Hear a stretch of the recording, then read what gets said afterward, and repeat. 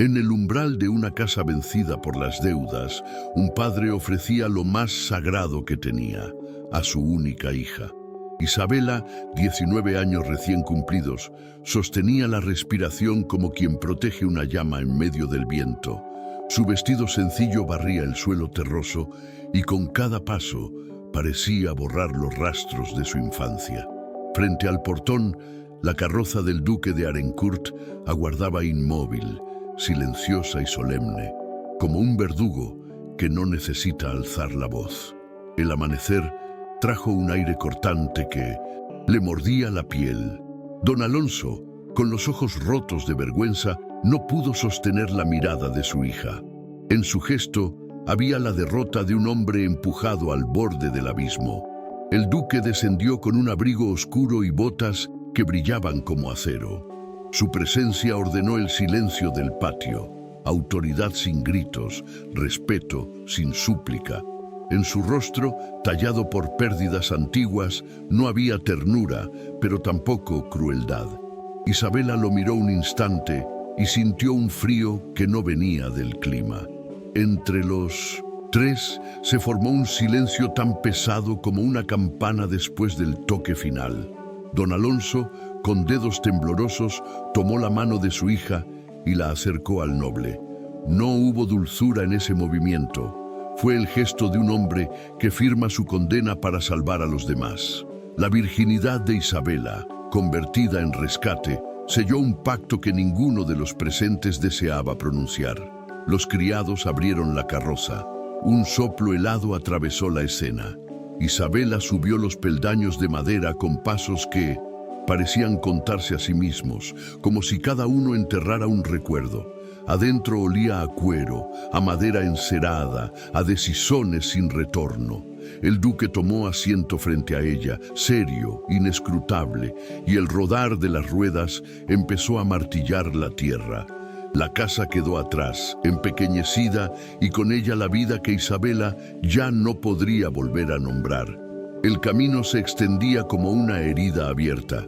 Los campos pasaban, y cada metro arrancaba otra costura de su pasado. No había lágrimas en su rostro. Las guardaba como última defensa contra el mundo. La raíz de aquel sacrificio germinaba en la sombra de un nombre, Don Fernando. Usurero sin escrúpulos, había convertido la necesidad en cadenas. Don Alonso, cercado por amenazas, eligió al único hombre capaz de frenarlo, el duque Alejandro. El precio fue indecible, la esperanza incierta. Antes de que la carroza alcanzara el puente de piedra, Isabela se prometió algo en silencio. Podrían tomar su mano, su apellido, su destino, pero no su alma. Y sin saberlo, en ese mismo instante, la primera grieta se abría en el muro de frío que rodeaba al duque. Las verjas de hierro del palacio se alzaron ante ella como guardianes de un destino trazado por otros. Al cruzarlas, Isabela sintió que el aire cambiaba. Cera, piedra húmeda y un silencio antiguo que obligaba a caminar más despacio. Los criados se movían como sombras adiestradas. Nadie preguntaba nada, nadie miraba de frente.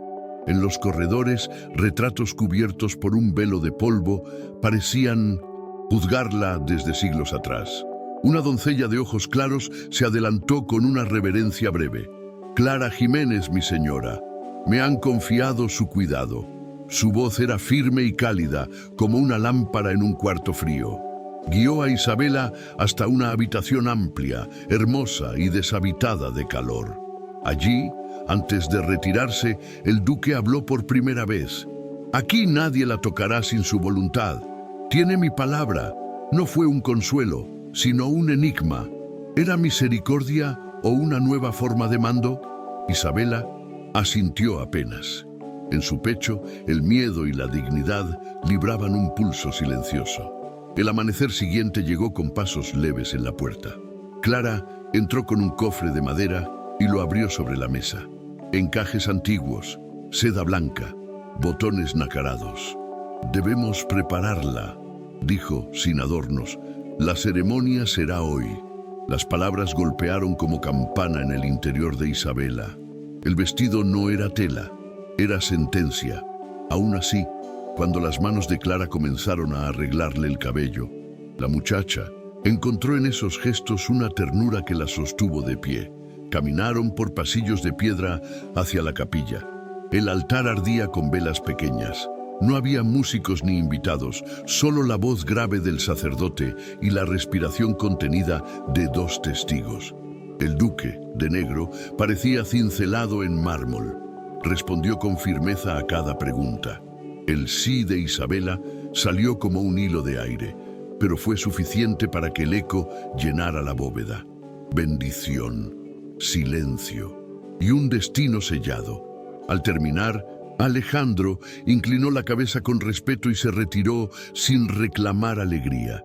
Isabela quedó anclada al suelo, más liviana y más pesada a la vez. Clara le tomó la mano y la condujo de regreso. En la habitación, el vestido pesaba como si hubiera absorbido todas las horas de su infancia. Esa noche, al escuchar al viento golpear las ventanas, Isabela entendió que algo podían haberle arrebatado, pero no la voz interior que, tercamente, seguía en pie. El amanecer trajo consigo pasos suaves y olor a pan recién hecho. Clara entró al cuarto con una sonrisa serena, llevando un pequeño desayuno y una noticia que heló el aire. El duque desea verla en el jardín. Isabela, aún aturdida por la noche sin sueño, se vistió con manos temblorosas. Afuera, el palacio despertaba entre neblinas y el canto de los pájaros parecía un recuerdo de otro mundo. Al llegar al jardín, vio a Alejandro de pie junto a una fuente de piedra. Su porte era imponente, pero en su mirada había una sombra antigua, un cansancio que no nacía del cuerpo sino del alma. «Sé que teme lo que ha vivido», dijo él sin mirarla, «pero aquí no será una prisionera». Isabela alzó los ojos, sorprendida. No esperaba compasión. «No busco piedad, mi señor», respondió con voz baja. «Solo entender por qué yo». El duque guardó silencio unos segundos antes de contestar. «Su padre no me la vendió, me la confió para salvarla». Aquellas palabras se clavaron en su pecho. Alejandro relató cómo don Alonso, arruinado por las trampas de don Fernando, había acudido a él como último recurso. La deuda era impagable y la amenaza del villano inminente. El matrimonio fue el único modo de proteger su nombre y su vida. Isabela escuchó sin interrumpir, pero las lágrimas brotaron sin permiso. Alejandro se acercó un paso, sin atreverse a tocarla. «No le pido amor», murmuró, «le pido tiempo». En el silencio que siguió, el viento agitó las ramas del jardín. Fue en ese momento que Isabela comprendió que su historia, aunque impuesta, aún podía escribirse. El miedo seguía allí, pero junto a él nacía una llama distinta, la esperanza. El sol se colaba por las ventanas altas del palacio cuando Isabela despertó del sueño más profundo que había tenido en días. Clara, la doncella, entró con una sonrisa discreta y una bandeja de porcelana. «Buenos días, mi señora», dijo con voz suave. «El duque ha ordenado que le muestren los jardines». El día olía a rocío y a flores recién abiertas. Mientras caminaban, Clara hablaba poco, pero sus ojos tenían la calidez de quien comprende sin necesidad de palabras. En su compañía, Isabela empezó a notar que el palacio no era solo piedra y reglas, sino también vida escondida en los rincones. Un gato que dormía junto a una fuente, el canto distante de un ruiseñor, los criados que, al verla, bajaban la cabeza con respeto. Entre paseo y confidencia, la doncella se atrevió a contar su historia. Sus padres habían muerto por las deudas impuestas por don Fernando, el mismo hombre que había arruinado a la familia de 1900. «Isabela, el duque me salvó de servirle a ese demonio», confesó Clara bajando la voz. «Por eso le debo todo. No es un hombre cruel, aunque lo parezca». Las palabras se quedaron flotando entre ellas como perfume invisible. Isabela sintió una mezcla de sorpresa y alivio. Quizás aquel hombre distante que nunca alzaba la voz también tenía heridas que prefería ocultar. Y en ese pensamiento, algo en su corazón se ablandó. Esa noche, al volver a su habitación, Isabela se miró en el espejo y apenas reconoció su propio reflejo. La niña que había sido había quedado en la casa de su padre. Frente a ella había una mujer nueva, temerosa, pero más fuerte que nunca. Mientras apagaba las velas una a una, murmuró en voz baja: «Si este es mi destino, que al menos sirva para descubrir quién soy». El amanecer llegó cubierto por una neblina dorada que envolvía los jardines y las torres de Arencourt. Un criado llamó a la puerta con respeto. «El duque la espera en los establos, mi señora». Isabela sintió un estremecimiento. No entendía por qué la llamaba, pero algo en su interior la impulsó a ir. Al llegar, el olor a heno y madera la recibió con una calidez inesperada. Alejandro estaba allí, de pie junto a una yegua majestuosa de pelaje castaño. Su porte era solemne, pero su mirada, por primera vez, tenía algo humano. «Se llamaba Orquídea», dijo con voz grave. «Perteneció a mi esposa, Beatriz. Fue su compañera hasta el final». Isabela bajó los ojos con respeto, comprendiendo que estaba ante un recuerdo sagrado. «¿Por qué me la muestra?», preguntó apenas audaz. «Porque deseo confiarla a usted», respondió él sin titubear. «Ella necesita una mano suave, y yo aprender a confiar otra vez». El corazón de Isabela dio un salto. Se acercó lentamente, temiendo romper el silencio. Cuando su mano temblorosa rozó el cuello cálido del animal, sintió una corriente de vida recorrerle el cuerpo. Orquídea inclinó la cabeza, aceptándola. En los ojos del duque brilló algo que no era autoridad, sino reconocimiento. Por un instante, el tiempo pareció detenerse. No había pasado ni futuro, solo ese momento suspendido entre ellos. Alejandro rompió el silencio. «Montará conmigo, no tema, yo la guiaré». El viento agitó los mechones sueltos del cabello de Isabela mientras subía a la silla con torpeza. Alejandro montó detrás, sus manos firmes sobre las riendas, su voz marcando cada movimiento. El galope comenzó suave, luego firme, y el corazón de la joven siguió el ritmo del caballo.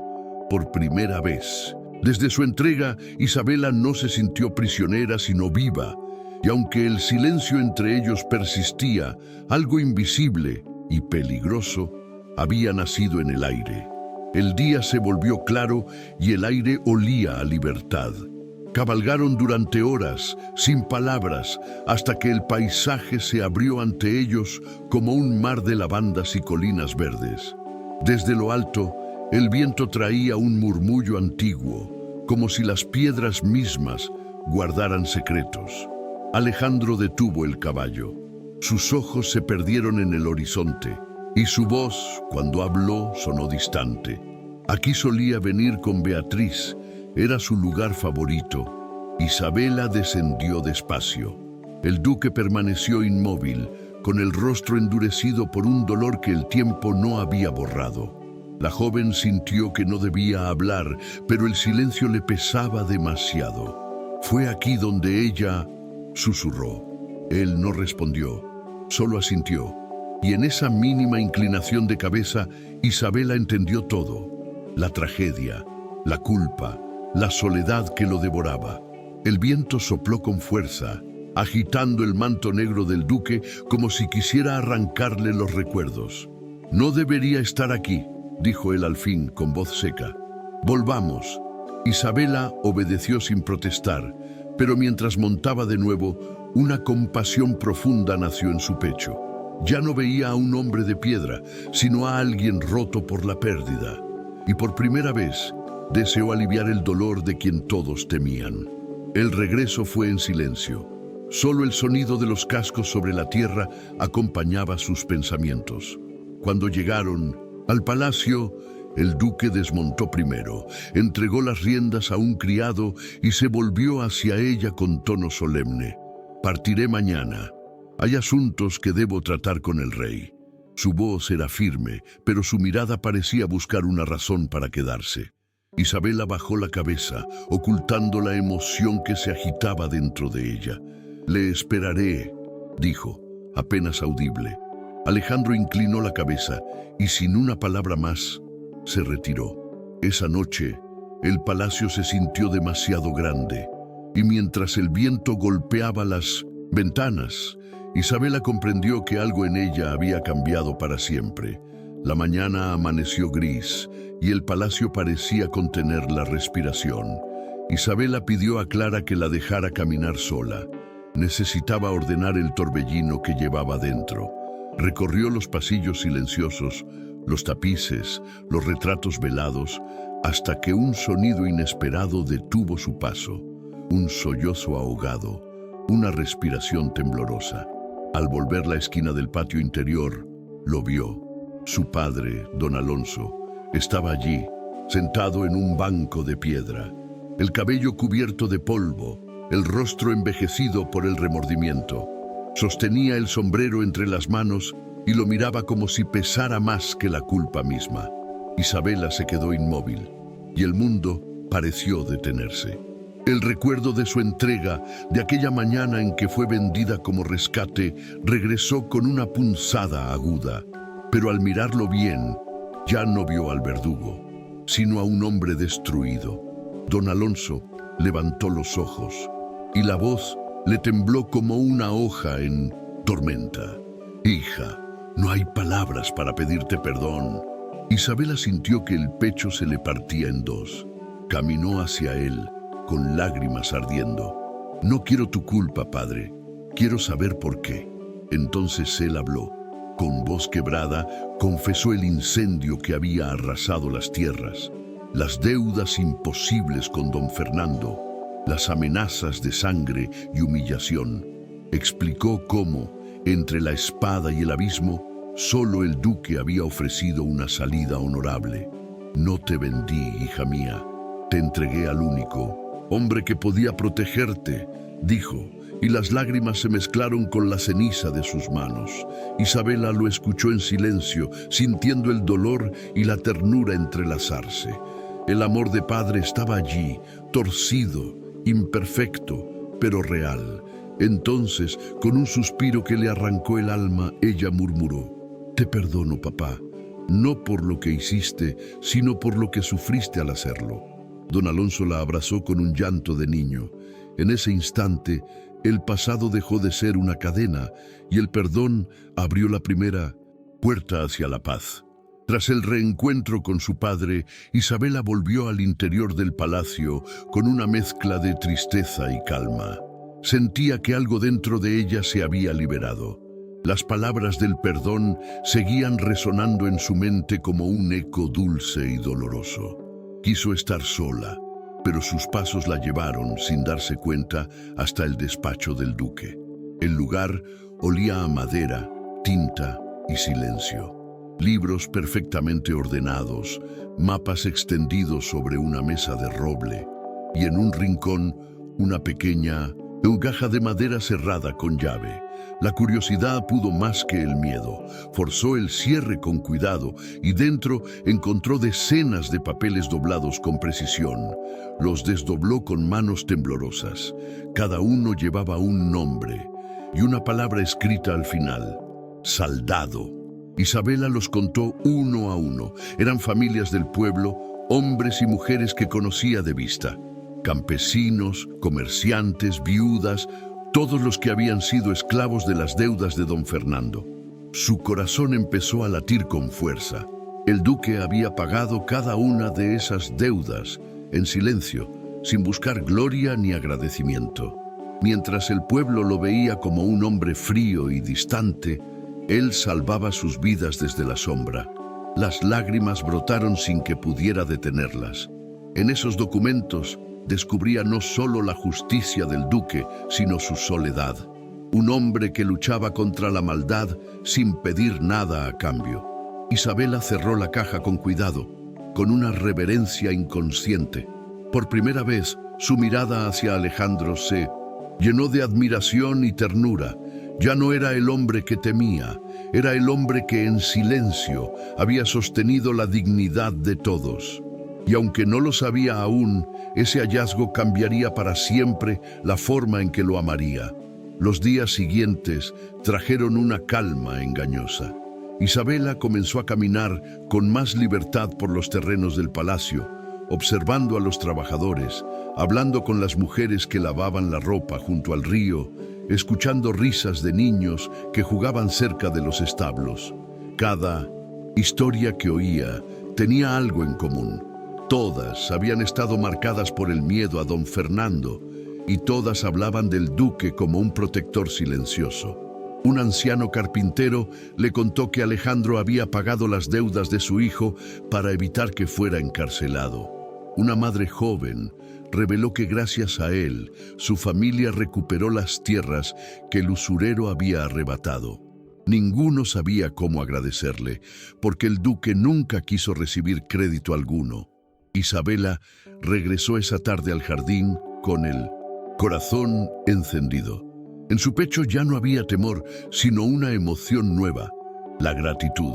Miró al cielo teñido de naranja y comprendió que su destino no era solo sobrevivir, sino ser parte de la lucha de ese hombre. Esa misma noche se armó de valor y fue al despacho del duque. Él la recibió en silencio, sorprendido por su presencia. «He visto lo que ha hecho», dijo ella con voz firme. «No solo por mí, sino por todos. El pueblo lo necesita, y yo también quiero ayudarlo». Alejandro la observó sin moverse, con una mezcla de desconcierto y respeto. «No comprende el peligro, Isabela. Don Fernando no perdona a quien se le enfrenta». «Precisamente por eso», replicó ella con decisión. «Nadie puede enfrentarlo solo». El duque frunció el ceño, pero no replicó. Su mirada, fría por costumbre, se suavizó apenas. En ese instante, comprendió que aquella joven que había llegado temblando a su casa ya no era una víctima, sino una mujer dispuesta a luchar. El silencio entre ambos se volvió denso, lleno de algo que no se podía nombrar. Isabela dio un paso más, con el corazón desbocado. «Déjeme ayudarle, mi señor. No quiero ser protegida. Quiero ser parte de su causa». Alejandro la miró en silencio largo, hasta que finalmente asintió, muy despacio. «Entonces lo haremos juntos, pero jure que obedecerá mis órdenes, pase lo que pase». «Lo juro», susurró ella. Y sin más palabras, el destino de ambos quedó sellado. Por primera vez no eran amo y esposa, sino aliados en una misma guerra. A la mañana siguiente, el sol apenas despuntaba cuando Isabela descendió al patio con paso decidido. Vestía un sencillo vestido de lino y el cabello recogido sin adornos. Quería pasar desapercibida. Alejandro ya la esperaba junto al portón, vestido también con ropas humildes, más propias de un viajero que de un noble. «Si el pueblo confía en usted, hablarán», dijo él con voz grave. «Pero debemos ser cautelosos. Don Fernando tiene ojos en todas partes». Isabela asintió, conteniendo la ansiedad. 4 hombres, de confianza del duque, los seguirían de lejos para protegerlos. El aire de la mañana era frío y espeso, pero en el pecho de ambos ardía una determinación silenciosa. Su primer destino fue la casa de doña Herminia, una viuda que había perdido a su esposo por las deudas del usurero. Los recibió con desconfianza, con los ojos hundidos por el cansancio. «¿Qué buscan de mí?», preguntó, sujetando el marco de la puerta. Isabela dio un paso adelante. «Justicia», dijo simplemente. «Y verdad». Herminia los dejó pasar. Su voz, al hablar, temblaba de rabia y de dolor. Contaba cómo don Fernando había presionado a su marido hasta matarlo, cómo la deuda se convirtió en sentencia. Cuando el duque habló, ella lo miró con lágrimas en los ojos. «Usted pagó mi deuda», dijo con incredulidad, pero nadie lo sabía. Isabela aprovechó ese instante. «Queremos llevar su testimonio ante el rey», explicó, «pero no bastará con uno solo. Necesitamos que más familias hablen». La viuda bajó la cabeza, dudando, hasta que la joven tomó sus manos con dulzura. «Hágalo por él», susurró, «para que su muerte no haya sido en vano». Herminia lloró en silencio y asintió. «Hablaré», murmuró, «en nombre de todos los que él destruyó».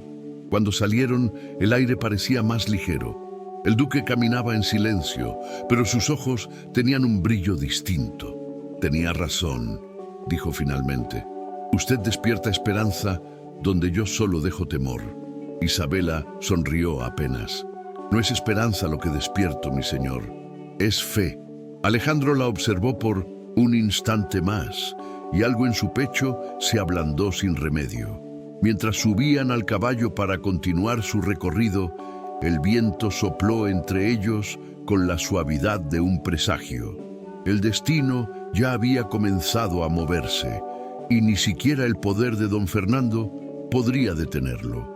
Mientras Isabela y Alejandro seguían su recorrido visitando familias, el rumor de su misión empezó a correr como fuego entre los campos. Cada casa que tocaban sumaba un testigo.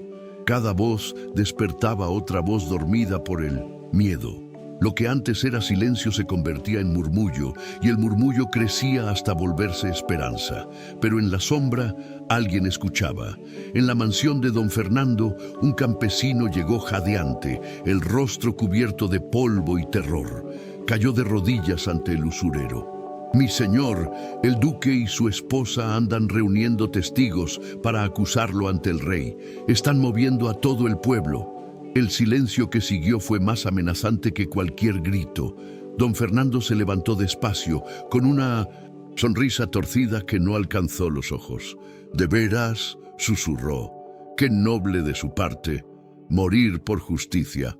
De un golpe de ira, volcó la mesa, rompiendo copas y botellas. El campesino retrocedió aterrado.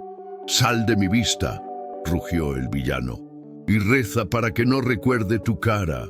Cuando quedó solo, Fernando miró por la ventana. El atardecer teñía el cielo de rojo, como si el mundo presintiera sangre. Su mente calculaba, fría, mientras una idea venenosa nacía. Sabía que no podía tocar al duque en los salones del rey, pero podía herirlo donde más dolía. «Si el amor le dio fuerzas», murmuró con voz serpenteante, «será el amor lo que lo destruya». Esa noche, en el corazón de Arincourt, mientras Isabela dormía con la esperanza en el pecho, la venganza empezó su camino. El enemigo ya no planeaba solo arruinar al duque, sino arrancarle la luz que le había devuelto el alma. La noche cayó espesa sobre el palacio, y con ella la calma previa a la tormenta. Las antorchas del patio titilaban al compás del viento, mientras Clara apagaba las últimas velas del pasillo. Todo parecía dormir, hasta que un estruendo rompió el silencio. Golpes urgentes en la puerta del cuarto de Isabela la hicieron saltar de la cama. «Mi señora, despierte», gritó Clara pálida de terror. «Su padre está aquí». Isabela abrió la puerta, el corazón desbocado. Don Alonso irrumpió cubierto de hollín, con los ojos desorbitados. Su voz apenas salía entre sollozos. «Lo quemó todo, hija. Lo quemó todo». El mundo se detuvo. Isabela sintió las piernas flaquear.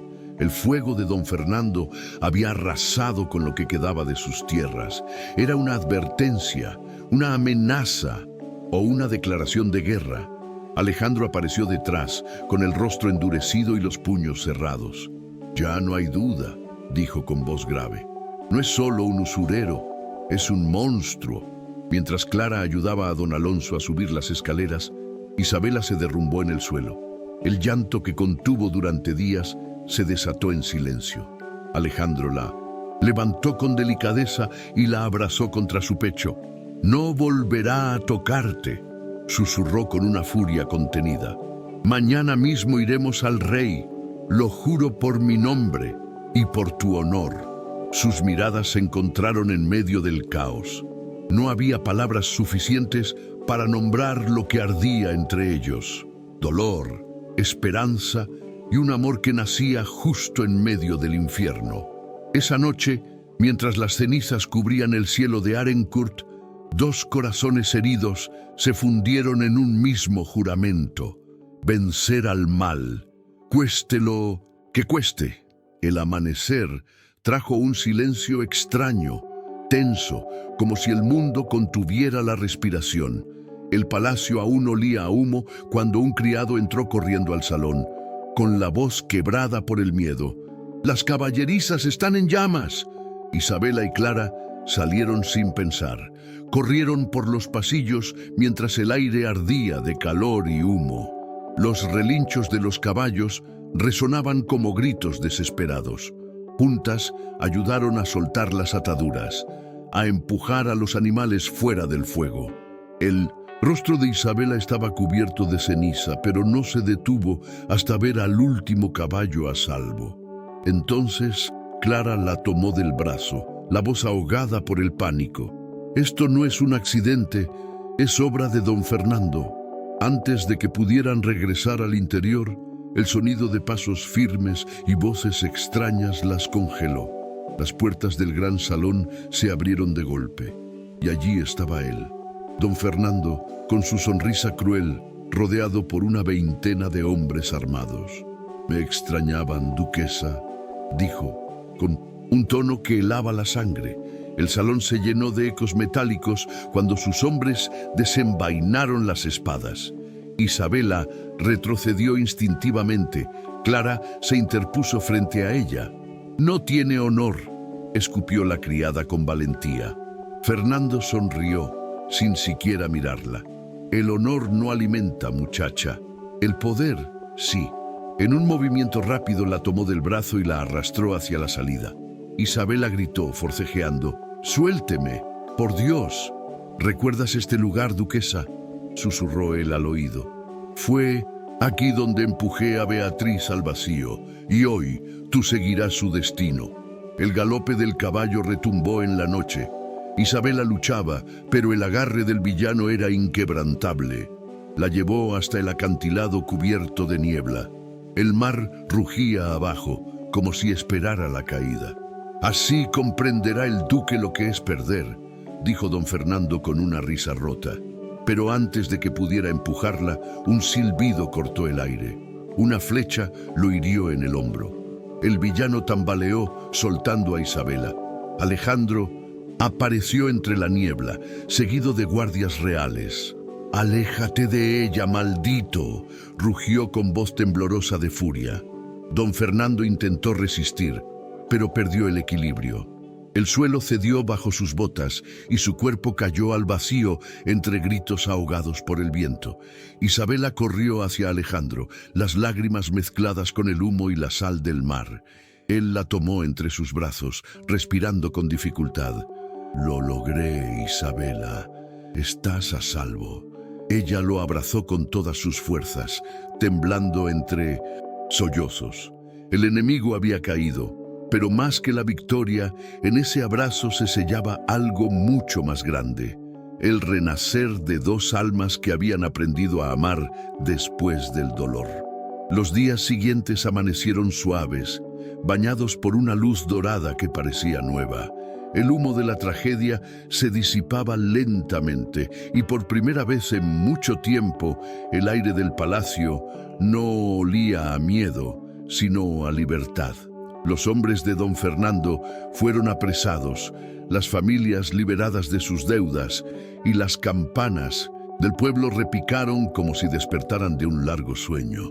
Isabela caminaba por los jardines con pasos tranquilos, respirando la paz que tanto había costado. A su lado, don Alonso se apoyaba en un bastón, envejecido pero con el alma ligera. «Perdí casi todo», dijo él con voz serena, «pero Dios me devolvió lo que más valía, tu perdón y tu vida». Ella sonrió, con los ojos brillando de ternura. «Y yo recuperé algo que nunca pensé tener: esperanza». En el patio, los trabajadores reían, las flores volvían a crecer, y el nombre de Alejandro se pronunciaba con respeto. Ya no era el duque temido, sino el hombre que había devuelto dignidad a su gente. Esa tarde, Isabela lo encontró en el jardín, de pie junto a la fuente donde todo había comenzado. El viento jugaba con su cabello oscuro mientras él la miraba con una mezcla de amor y paz. ¿Recuerdas cuando te traje aquí por primera vez?, preguntó. Creí que nunca volvería a sonreír, respondió ella, pero lo hiciste posible. Alejandro tomó su mano y la colocó sobre su pecho. Fuiste tú quien me devolvió la vida. Cuando llegaste yo ya no creía en nada y ahora todo tiene sentido. Isabela bajó la mirada y entonces él la guió hacia un banco bajo un roble florecido. Sus dedos rozaron suavemente su vientre donde un secreto comenzaba a latir. Nuestro hijo, dijo él con voz quebrada, la prueba de que el amor puede renacer incluso de las cenizas. Isabela sonrió con lágrimas de emoción. Si es niña, se llamará Beatriz. El nombre flotó en el aire como una bendición. Alejandro cerró los ojos y una lágrima cayó, no de tristeza, sino de gratitud. El pasado dolía aún, pero ya no pesaba. Se había convertido en raíz. El sol descendía lento sobre los campos de Arincourt, pintando el cielo de oro. El duque y su esposa permanecieron tomados de la mano en silencio, mientras la vida renacía a su alrededor. Y así, entre flores, viento y promesas, terminó la historia de Isabela y el duque Alejandro, dos almas que vencieron al miedo y transformaron el dolor en amor eterno. El amor no siempre llega como salvación, a veces llega como fuego, pero es ese fuego el que purifica el alma.